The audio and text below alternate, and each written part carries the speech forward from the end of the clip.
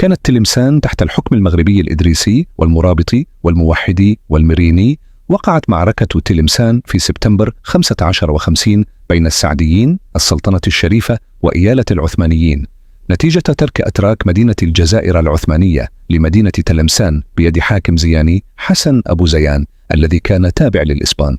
كان حسن باشا يخشى اندلاع انتفاضة من الجنود الانكشاريين، وعليه بنى قلعة تلمسان للحيلولة. دون اندلاع الانتفاضة في مدينة الجزائر العثمانية، قاد سلطان المغرب الشريف السعدي غزوا للشرق من مدينة وجدة واستولى على تلمسان. ومنذ ذلك الحين أصبحت تلمسان نقطة انطلاق لعدة حملات عسكرية السعدية ضد الحكم العثماني في الشلف ومستغانم. رد حسن باشا وقرر استعادة تلمسان، فاجتمعت قواته لكنها فشلت أمام جيش المغرب الذي انتصر في المعركة بتاريخ 4 من سبتمبر.